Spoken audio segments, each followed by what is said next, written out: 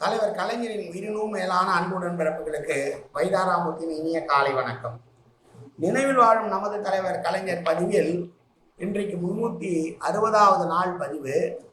இதுவும் மேடையில் வீசிய மெல்லிய பூங்காற்று என்ற தொகுப்பிலிருந்து தான் கம்பர் விழா பகுதி 1 இன்றைக்கு ஒரு பகுதியை பார்க்க போகிறோம். இந்த பேச்சானது 1969ஆம் ஆண்டு ஏப்ரல் திங்கள் காரைக்குடி கம்பர் விழாவிலே கலைஞர் ஆற்றிய உரை. மாணவர் கம்பர் கழகம் என்கிற ஒரு அமைப்பினை நானும் என்னுடைய அருமை சகோதரர் என்ஆர் வெங்கடேஸ்வரன் அவர்களும் கடந்த 15 ஆண்டு காலமாக நடத்தி வருகிறோம்.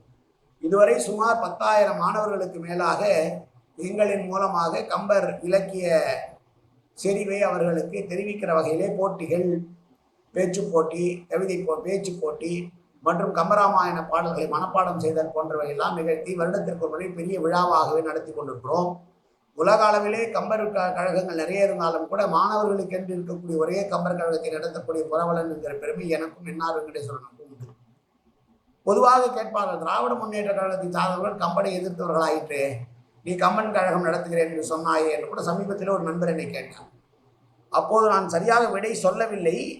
அது வேறு இது வேறு என்று நான் சாதாரணமாக கடந்து வந்து விட்டேன்.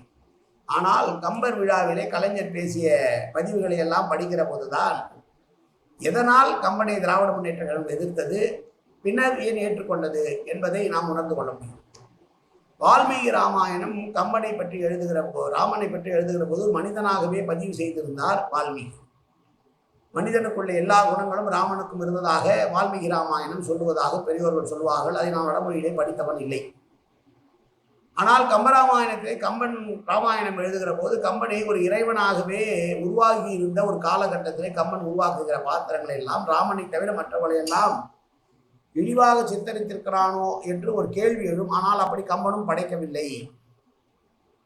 அண்ணாவுடைய வாதமும் திராவிட பெரியார் இயக்கிய வாதமும் என்னவென்றால், கம்பராமாயணம் ஒரு இலக்கியத்தரமான புத்தகமே தவிர பக்தியிலே சேரக்கூடாது என்றுதான் அவர்கள் போராடினார்கள்.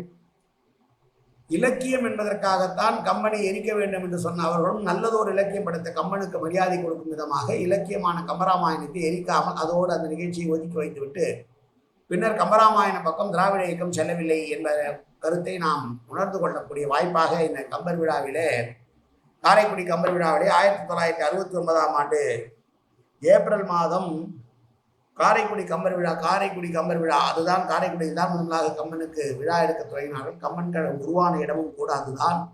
அந்த இடத்திலே கலைஞர் பேசியிருக்கிறார். அந்த பேச்சையை 2 பதிவாக வெளியிடப் போகிறேன். இன்றைக்கு அதிலே முதல் பதிவு. வழக்கம் போல காரைக்குடியில் நடக்கிற கம்பர் விழாவிற்கு வழக்கத்திற்கு மாறாக நான் வந்திருக்கிறேன் என்கிறார் கலைஞர். என்ன பேசப் போகிறேன் என்ற வினாக்குறியோடு நீங்களெல்லாம் கூடியிருக்கிறீர்கள் என்பதை நான் நன்கு அறிவேன். ஒரு காலத்தில் கம்பராமாயணத்தை எரிக்க வேண்டும் என்று சொன்னவனாயிற்றே, இவன் எப்படி இங்கே வந்தான் என்று நீங்கள் கேட்பதை விட, கம்பராமாயணத்தை எரிக்க வேண்டும் என்று சொன்னவனாயிற்றே, அவனை எப்படி இவர்கள் அழைத்தார்கள் என்று கேட்பதுதான் பொருத்தமாக இருக்கும். ஆகவே எனக்கு இருக்கிற துணிவை விட என்னை இங்கே அழைத்தவர்களுக்கு இருக்கிற துணிவு அதிகம் என்று கருதுகிறேன்.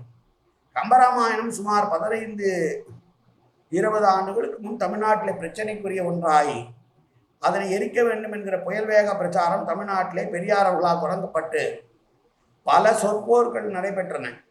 நாவல சோமசுந்தர பாரதியாரை எதிர்த்தும், சொல்லின் செல்வர் ராபி சேதுப்பிள்ளையை எதிர்த்தும் பேரறிஞர் அண்ணா அவர்கள் சொற்போர் புரிந்தார்கள். இறுதியாக அண்ணா அவர்கள் கருத்துக்களை எதிர்ப்பதற்காக வந்தவர்கள் கம்பராமாயணத்தை அதனுடைய கவிநவயத்துக்காக எரிக்காமல் இருக்க வேண்டும் என்று கேட்டுக்கொண்டார்களே தவிர அந்த கதாபாத்திரங்களின் பால் தங்களுக்குள்ள பக்தியை வெளிப்படுத்தவில்லை. அன்று கிடைத்த அந்த வெற்றியின் காரணமாகத்தான் எரிக்கின்ற முயற்சி கைவிடப்பட்டது. எரிப்பதிலே பல வகை உண்டு. அடுப்பெரிப்பது நல்ல அறுசுவையான உணவு கிடைப்பதற்காக, விளக்கெரிப்பது வீட்டிலே ஒளி கிடைப்பதற்காக. அதை போலவே கம்பராமாயணத்தை எரிக்க வேண்டும் என்று கூறியது கம்பனுடைய கவி உள்ளத்தை மட்டும் புலவர்கள் நாட்டு மக்களிடத்தில் எடுத்து சொல்ல வேண்டும் என்பதற்காக தானே தவிர புலவர் மக்களும் புரிந்து கொண்டார்கள். ஆகவே புலவர்கள் புரிந்து கொண்ட பிறகு அந்த காரியத்தை செய்ய வேண்டியதில்லை என்று அந்த முயற்சி கைவிடப்பட்டது. இங்கே தலைமை வகித்து பேசிய நண்பர் அவர்கள் மிக தெளிவாக ஒன்றை குறிப்பிட்டார்கள். இந்த விழா ராமனை பாராட்டுவதற்கோ லக்குவணனை பாராட்டுவதற்கோ நடைபெறுவது அன்று, இது கம்பனை பாராட்டுகின்ற விழா என்று குறிப்பிட்டார்கள். நானும் அதற்காகத்தான் வந்திருக்கிறேன். நாங்கள் கம்பனை பாராட்டுகிறோம் என்பது திரு சா கணேசன் அவர்கள் அழைத்து நான் இங்கே வந்த பிறகு புரிந்து கொள்ளுகிற ஒன்று அன்று. உலக தமிழ் மாநாடு நடைபெற்ற போது தமிழ்நாட்டு புலவர் பெருமகன்களுக்கெல்லாம் சென்னை கடற்கரையை சிலைகள் வைத்த நேரத்தில் கம்பருக்கும் ஒரு சிலை வைத்துள்ள நாங்கள் கம்பனை பாராட்ட தவறியவர்கள் அல்லர், கம்பனுடைய தமிழை பாராட்ட தவறியவர்கள் அல்லர் என்பதை நீங்கள் புரிந்து கொள்ள வேண்டும். ராவணனை இரக்கமற்ற அரக்கன் என்று கம்பர் கூறியதை எதிர்த்து அவன் நீதிமன்றத்திலே ஒரு வழக்கு தொடர்கிறான். ராவணன் நீதிமன்றத்திலே கம்பனை குற்றம் சாட்டி வழக்கு தொடர்ந்து பேசுகிற நேரத்தில் அவனுடைய அந்த வாத திறமையையும் கம்பனுடைய கவிதை திறமையும் பார்த்து என்ன தீர்ப்பு சொல்லுவதென்றே புரியாமல் திகைத்து நீதிதேவன் மயங்கி விழுந்து விடுகிறான். திரை விழுகின்றது, நாடகம் முடிகின்றது. அந்த வாதத்தை கேட்டவர்கள் அனைவரும் மயங்குகிறார்கள். ஆகவே நீதிதேவன் மயங்குவதில் வியப்பில்லை என்று கருதுபட அண்ணா அவர்கள் நீதிதேவன் மயக்கம் என்கிற அந்த நாடகத்தை முடித்திருக்கிறார்கள்.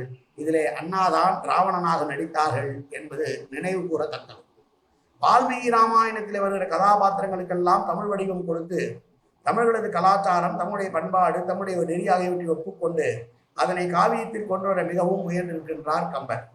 ஓடிட்டு கொள்ள வேண்டும் முயன்றிருக்கிறார் என்றுதான் சொன்னேன்.